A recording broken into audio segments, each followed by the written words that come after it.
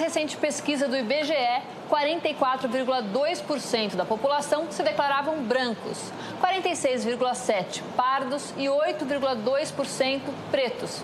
A novidade desse resultado é que as pessoas que se autodeclararam brancas diminuiu e aumentaram em 15% os que se autodeclararam pretos ou pardos. Para especialistas, uma das razões para esse aumento é que as pessoas passaram a se reconhecer na cor preta. Ser negro deixou de ser um ônus e, que bom, passou a ser motivo de orgulho para muita gente. E é justamente esse orgulho que tem impulsionado um movimento de mercado batizado Black Money, dinheiro negro em português. E o que é isso? É o dinheiro gasto pela população negra em negócios fundados e geridos por ela. E essa turma, que é mais da metade dos brasileiros, movimenta cerca de 1 trilhão e 500 bilhões de reais no país por ano. E tem gente que ainda chama isso de mercado de nicho. Sério? Para entender melhor esse movimento, a gente foi conhecer a criadora do maior evento da cultura negra na América Latina.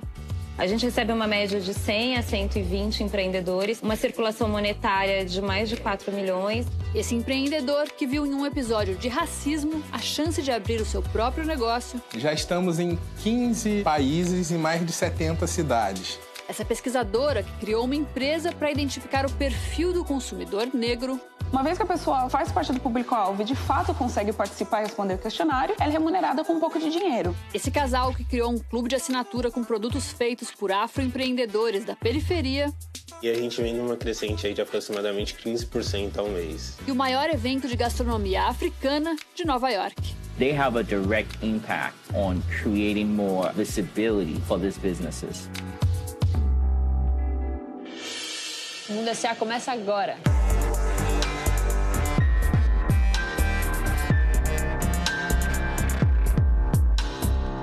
Segundo dados do IPEA, profissionais pardos e negros ganham praticamente a metade da média de um assalariado branco. E a gente está falando de quase 55% da população brasileira. Por causa disso, em vez de procurar emprego para ganhar menos, muitas vezes vale mais a pena empreender. A gente sabe que a maioria da população empreendedora é negra. Alguns dados dizem 50%, outros dizem 51%, tem uns que chegam até 53% desse número, mas são empreendedores que têm faturamentos inferiores a 3 milhões, né? E aí são empreendedores, uma massa que apenas 9% deles empregam outras pessoas. No máximo tem uma sociedade. Negros são 63,7% da massa desempregada no país no final de 2017. Então, hoje nós temos algumas instituições que já trabalham no viés de formação, capacitação, educação empreendedora, mas a gente ainda não tem o que a gente precisa de verdade, que é a questão do financiamento, do crédito. Pensa no empreendedor negro e no empreendedor não negro. Nos mesmos termos de garantia para um banco, esse empreendedor negro ele tem um crédito 3 vezes mais negado do que um empreendedor branco. Isso simplesmente por conta da sua origem racial. Nos Estados Unidos, por exemplo, nós temos 91 bancos negros que falam de black money diretamente. E a gente está falando de um país que tem 14% de afrodescendentes. Aqui nós estamos fomentando ainda, né, o movimento. Então, o black money é um dinheiro que circula de mãos pretas e que deve circular e gerar riquezas entre a comunidade. E gerando riqueza dentro da comunidade negra, se trabalha a base da pirâmide brasileira. Se você for pensar que 10%, né, dos mais pobres no país, 75% são negros. Se você aumenta 1% da renda per capita de cada pessoa nessa base, você movimenta toda a pirâmide social. O afroempreendedorismo cresce com produtos e marcas cada vez mais variados, voltados para a cultura negra. Mas o foco não é só o público negro. A Aline Midley, apresentadora aqui da Globo News, acompanha de perto esse movimento. Além da inovação, o afroempreendedorismo tem na essência uma ideologia, uma proposta de engajamento. Além de ser um canal de discussão para temas urgentes, como inclusão, racismo e empoderamento. Mas, acima de tudo, é um negócio de impacto social que precisa ser lucrativo. Eu fui conhecer 2 afroempreendedores que são pura inspiração. Entre eles, uma precursora, Adriana Barbosa. Ela criou a Feira Preta em 2002, numa época em que o ambiente era muito menos favorável. Começou de forma improvisada, com 40 expositores numa praça de São Paulo. Hoje, a Feira Preta é o maior evento de cultura negra em toda a América Latina.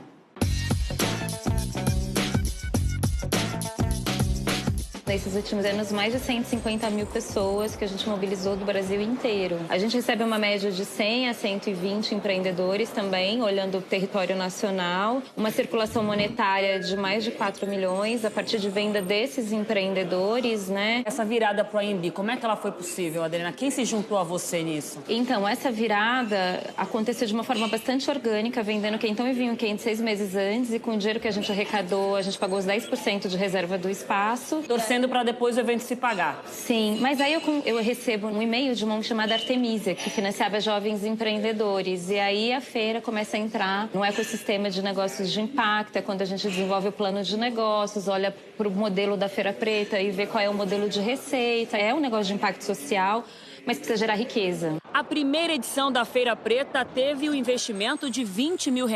Hoje, colocar o evento de pé custa R$500 mil. Desde o ano passado, o ingresso é de graça. E o faturamento vem de expositores de projetos com marcas parceiras. A sua coragem lá atrás começou na escolha do nome do seu negócio, Feira Preta. Por quê, Adriana? Quando a gente vai para o contexto mais corporativo, as empresas não entendiam o nome e falavam, mas você não quer mudar para Feira Étnica, Feira Afro?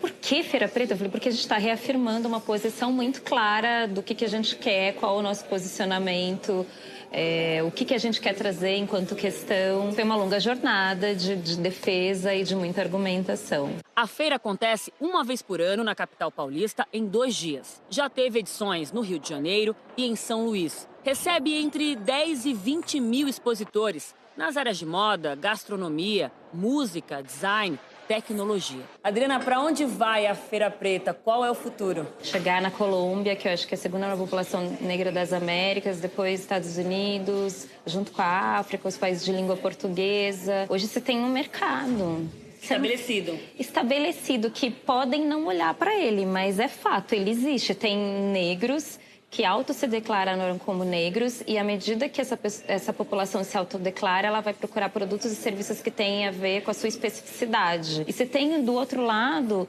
uma galera preta que olha para mais de 100 milhões de afrodescendentes e fala, quero criar produto para eles. O que precisa agora é isso, a gente tem um ambiente propício, a gente precisa de grana agora, din-din, precisa do faz-me rir agora. É a grana do investidor, de alguém que olhe para isso. Sim, de linhas de crédito, de fomento, de um ecossistema que olhe para o empreendedor negro, para esse mercado negro como potência e queira investir. Na Feira Preta, muitos encontram uma vitrine, um espaço mais confortável para se arriscar, se mostrar.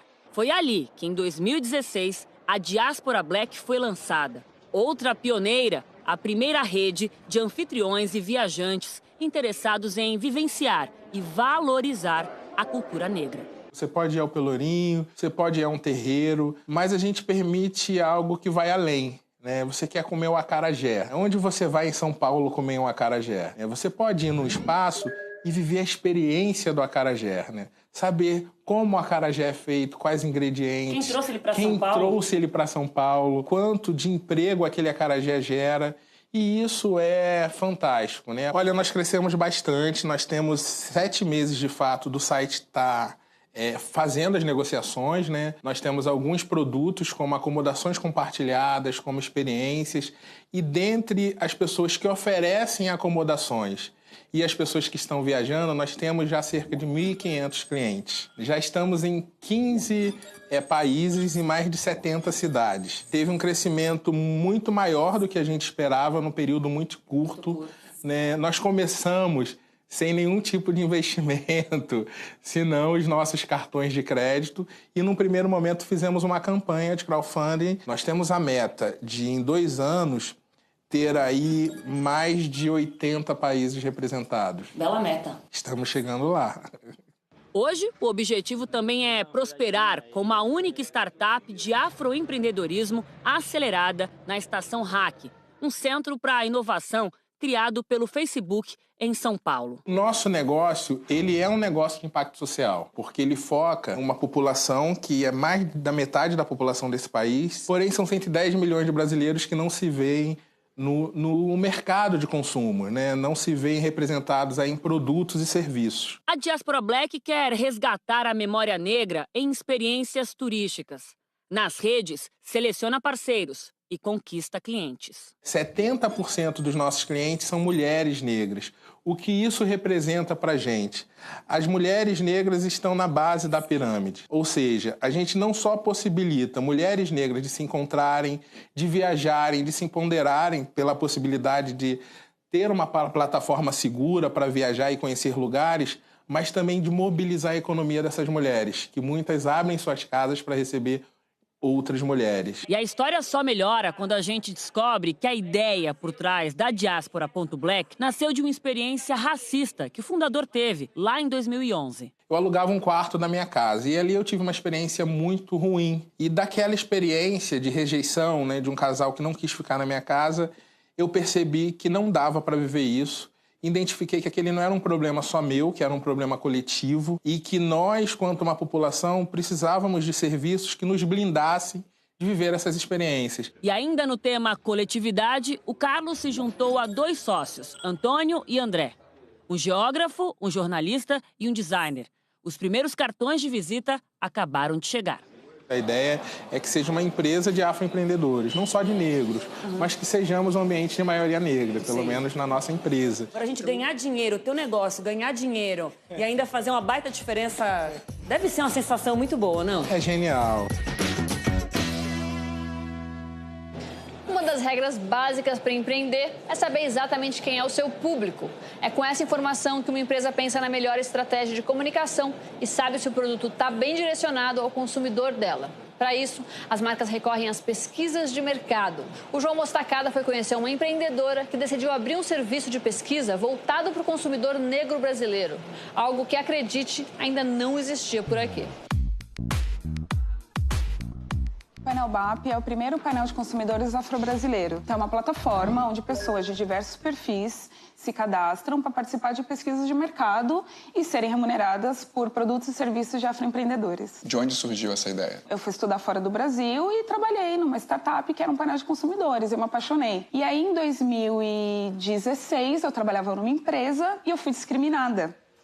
E eu fui despedida, né? Foi um terror. E aí eu falei, é agora. Não tinha nada do gênero no Brasil. E as pesquisas nunca entregavam, de fato, o que a minha comunidade, o que a gente pensava, as nossas necessidades não estavam sendo documentadas. Você faz pesquisas para as empresas entenderem melhor o público e o consumidor afro. Sim. Você diria que seus clientes eles se surpreendem com os resultados dessas pesquisas? Como não tem uma base de dados muito confiável e muito extensa da situação socioeconômica, do consumo dos afro-brasileiros, então é sempre uma surpresa, porque você tem um mercado gigantesco, subaproveitado, justamente por todas essas questões sociais. E aí, quando você leva os números são inacreditáveis. As pessoas que participam das suas pesquisas, elas são remuneradas. Como é que funciona isso? As pessoas se inscrevem no site gratuitamente e passam a receber convites. Cada pesquisa de mercado tem um público-alvo. Uma vez que a pessoa faz parte do público-alvo e, de fato, consegue participar e responder o questionário, ela é remunerada com um pouco de dinheiro. E aí, quando ela alcança um valor mínimo, ela pode trocar, receber essa recompensa em dinheiro ou produtos e serviços de afroempreendedores. Porque o que a gente gostaria de fazer é o que eu chamo de ciclo de prosperidade, onde todos os participantes saem ganhadores. As empresas ganham quando há diversidade nas respostas. Isso é muito importante para qualquer estudo de mercado. O consumidor, ele ganha quando ele pode dar a opinião dele e impactar diretamente. O consumidor, ele ganha também quando ele troca a recompensa dele por produtos e serviços. E o afroempreendedor que cede os produtos e serviços, ele também ganha, vira uma forma de monetarização. As empresas, elas entendem logo de cara essa necessidade de fazer esse estudo, esse recorte para conhecer o público afro? Ou você acha que essa falta de conscientização, por algumas, ainda é um empecilho para o seu negócio? Uma das coisas que a gente tem que fazer é justamente evangelizar o mercado, porque algumas empresas não entendem muito bem por que fazer um recorte. Na ideia deles eu vendo para qualquer cliente, porém as experiências não são as mesmas. Existe também uma falta de gama de produtos específicos para pessoas pretas e que a gente precisa fazer essas demandas de alguma forma, né? A gente precisa documentar. Luana, a gente sabe que no Brasil empreender não é fácil. Sendo você mulher e negra, você diria que é mais difícil? Sim. Primeiro é a violência. Porque para uma mulher preta levar 4 tiros na cara na rua, a gente já percebeu que é muito fácil. Eu falo bastante nas reuniões que eu tenho muito medo de morrer antes de cumprir meu legado. Existe uma vulnerabilidade maior por ser uma mulher e por ser uma mulher preta. A questão do Brasil é que, assim, é um país que ele te atrapalha, ele não te apoia. Então, eu tenho ideias, eu tenho práticas para criar uma empresa, gerar riqueza, gerar cultura, empregos, e o meu país, ele não me apoia em nada. Ele me trata como se eu fosse uma grande empresa. Então, o meu regime tributário não é tão diferente de um regime de uma grande empresa que ganha milhões. E isso é um problema. Você vê luz no fim do túnel? Eu vejo porque a gente trabalha muito e porque a gente sempre vence no final. Eu vou fazer isso para sempre. Então, o Brasil me atrapalhando ou não, eu vou fazer do mesmo jeito. Agora a gente vai para um rápido intervalo, mas se você tiver comentários e sugestões, manda pra gente no falecomaglobonews.com.br ou pelo número 4002-2884. O custo de uma ligação local. Na volta, você vai ver. A nossa ideia é começar a escalar e começar a empregar pessoas também, né?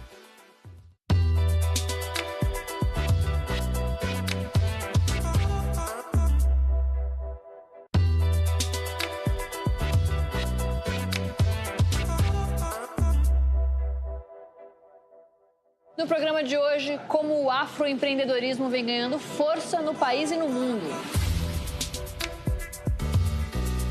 A gente já mostrou aqui no Mundo S.A. como os clubes de assinatura viraram tendência de mercado. O casal decidiu usar essa febre para criar um negócio e dar visibilidade a afroempreendedores da periferia. A ideia está funcionando e a empresa cresce em média 15% ao mês. A Daniela Gemignani foi conversar com eles.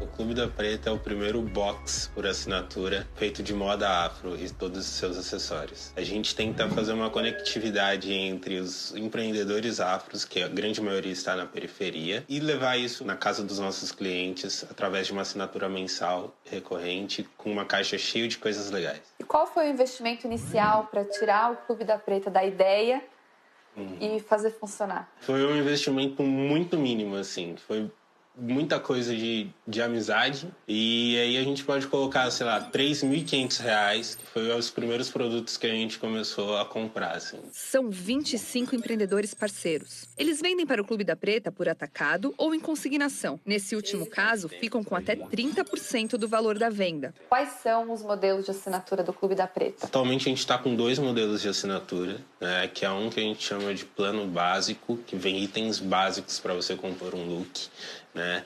E que custa R$ 79,90. E um plano um pouco mais completo, que são mais ou menos 2 looks que a gente envia para a pessoa, que custa R$ 159,90. Todos os itens se conversam, então, tipo, vai uma camiseta, uma saia, um shortinho e um vestido para se conversar mesmo e a pessoa ter 2, 3 looks ali dentro da caixa. E os acessórios também, que são bem bacanas. Esse processo de curadoria e customização é feito pela Débora, também sócia fundadora do Clube da Preta. Cada pessoa que assina o nosso clube preenche um formulário com suas preferências, cores, formatos. Tem cliente da gente que está desde o primeiro mês. A gente já tem um banco de anotações que a gente guarda com todos os produtos que já foram dentro da caixa de cada pessoa para a gente não repetir. Quais são os tipos de produtos que o Clube da Preta vende? Tudo que dá para colocar dentro de uma caixa.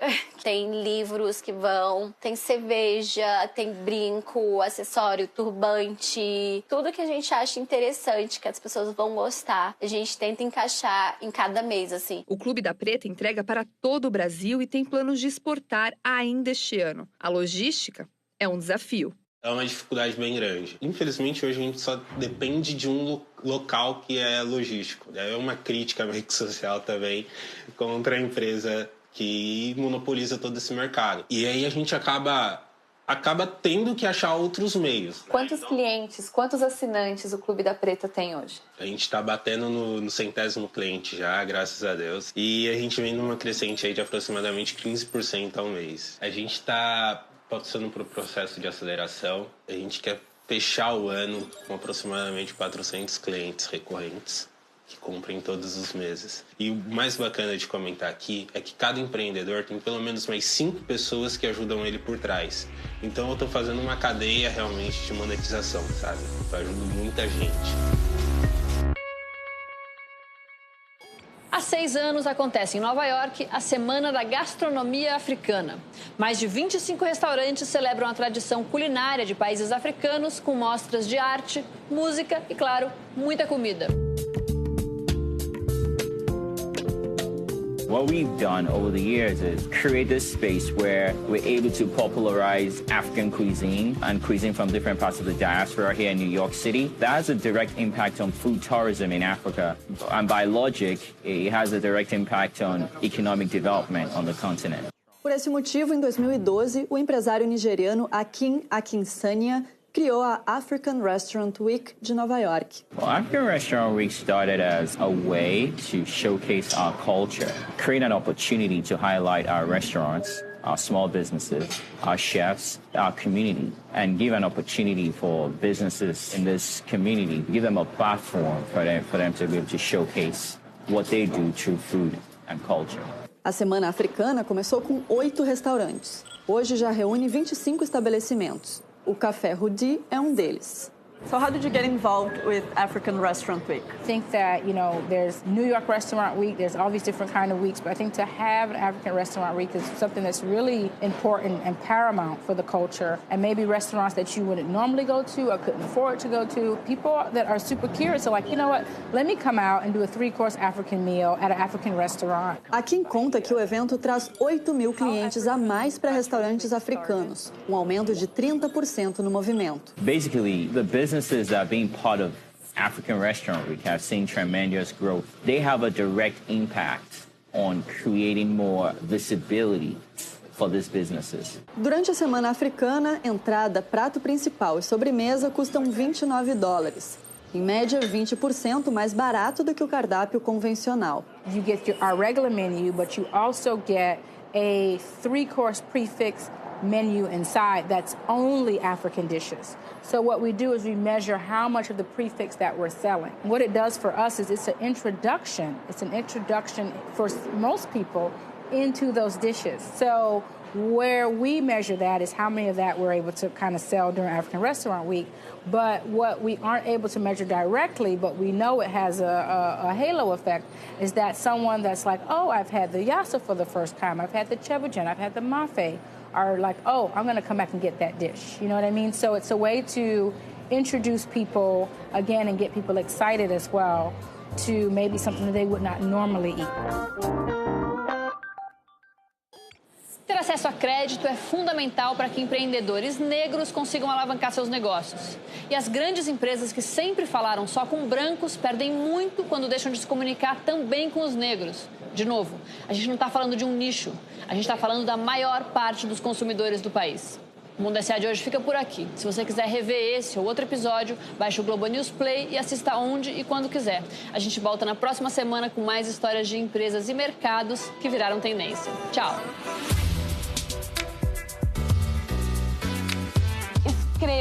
Escrevam. É uma dica simples, mas que faz toda a diferença.